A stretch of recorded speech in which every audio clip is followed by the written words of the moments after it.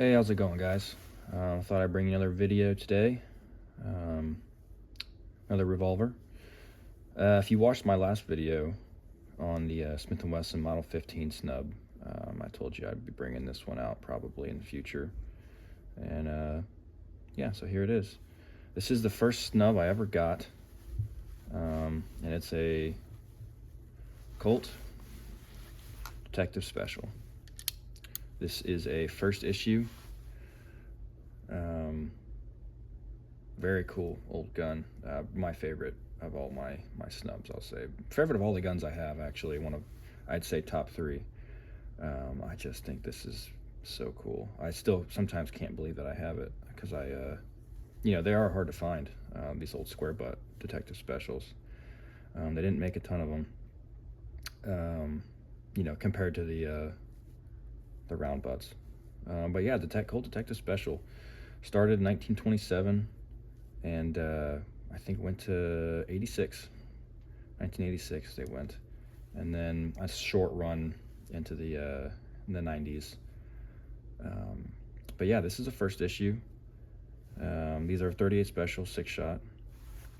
If I asked you guys to guess what the manufactured year on this was, some of you that know your Colts would probably be able to get within a couple years, because you know that they only made the square butts for 5 to 6 years. 1927, and I think they stopped making the square butts in 32 or 33.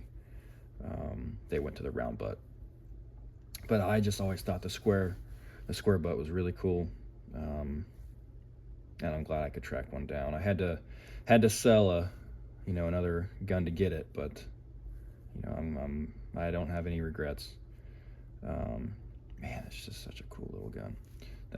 Love that little half moon blade front sight there. That's so cool. But yeah, first issue. There's a little bit of debate on when the first issue ended and second issue began, but I think the general consensus is 1946 seems to be the more common answer. They went to the round butt though in like 33, but some of the features that the first issues have that they changed on the second is, instead of serrations on the second issue, the first ones were checkered on the hammer, checkered on the cylinder release here, checkering on the trigger here, and then checkering on the ejector rod cap. Very fine checkering, probably hand done, I would imagine. Yeah, it's back from a time when pride and workmanship was still a thing. These old pre-war Colts and Smiths too, really are well respected, as being some of the best that the company's ever made. Yeah, if only this gun could talk. She's got some some wear and tear, not in new in box condition or anything, but I'd say for how old it is, this, if I didn't already say, this is a 1931. It's actually the year my grandfather was born, so that's kind of cool. 1931 Detective Special. But yeah, for how old it is, this thing's in pretty good shape. Got a slightly shorter ejector rod on these first issues. The second issue, they kind of come out almost to the length of the barrel. This is a 2-inch barrel. They did make some 3-inch Detective Specials. You see those every now and then. I don't know if they did with the square butt, but I have seen them. They almost kind of look like a police positive, because the barrel's out to here. But yeah, this thing's in real good shape. Even the grips, I mean, checkering is still very much so there. Hasn't been worn down. You can see a couple of nicks in the bottom of the stock there, where somebody looks like repeatedly bashed it on something. Perhaps I don't know, but looks like the exact same mark in both spots. Maybe the start of one and the third. But yeah, look at those old medallions. Those just look old. even from the, I've got a police positive from 1960, and even compared to that, these medallions look a lot different, significantly different, in a good way. They look really cool. I like those a lot. But yeah, still really, really tight. The lockup is solid, rock solid, and on like impressive for how old this thing is. I was slightly, interested or worried, I guess you could say, when I first picked it up to see, considering how old it is. But yeah, this thing's in. I think it was used, but it was well taken care of.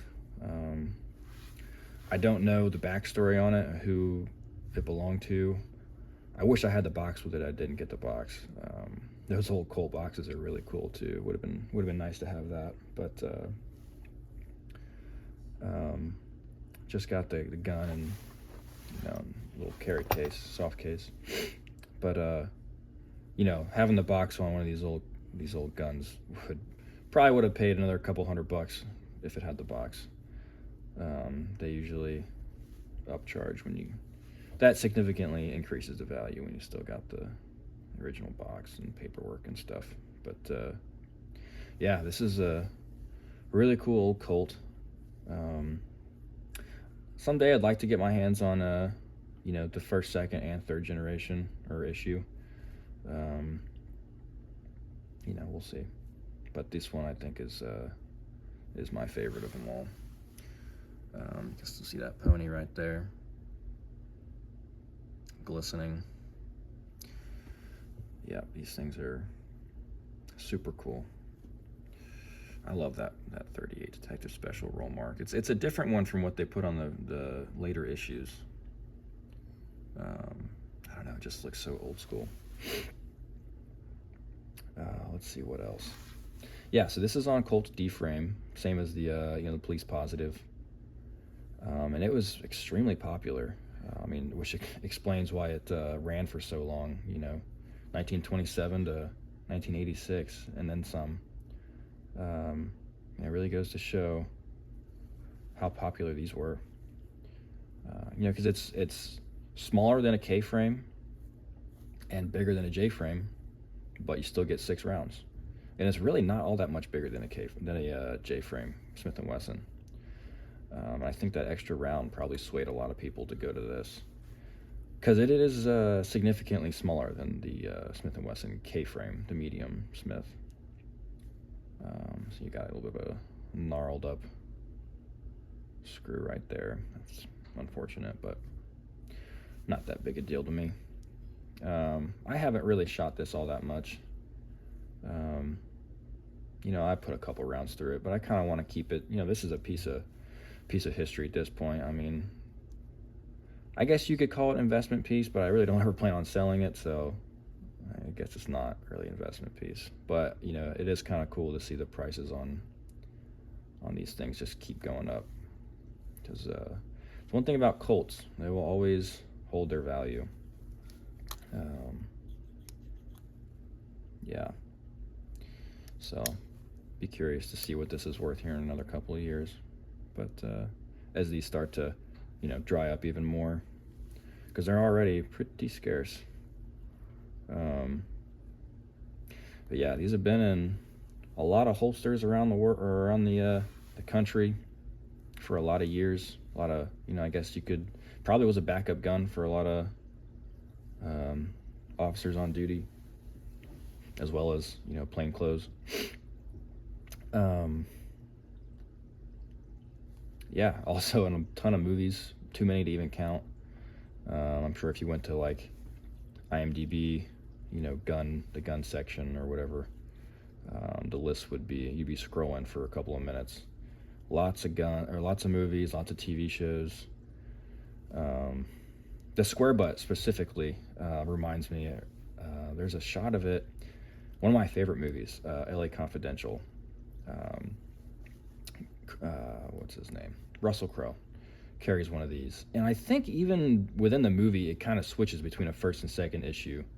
But in one shot, a close-up of this laying on a table with his badge, and you can see That specific one was a square butt, and it's in an old, I don't know if it's a Smith & Wesson holster or a Buckheimer or what, but really cool. A shot, and I was like, man, I gotta have that first issue.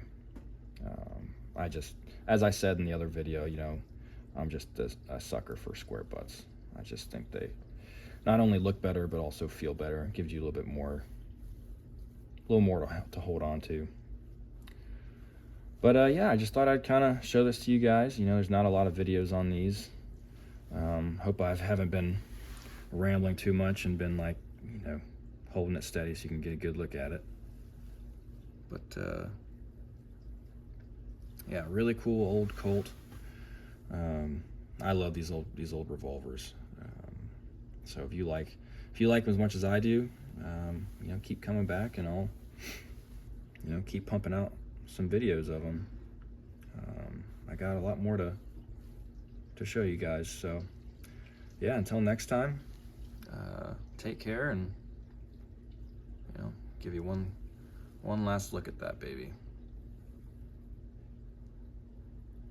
Man, beautiful bluing. But yeah, take care, and I'll see you guys next time.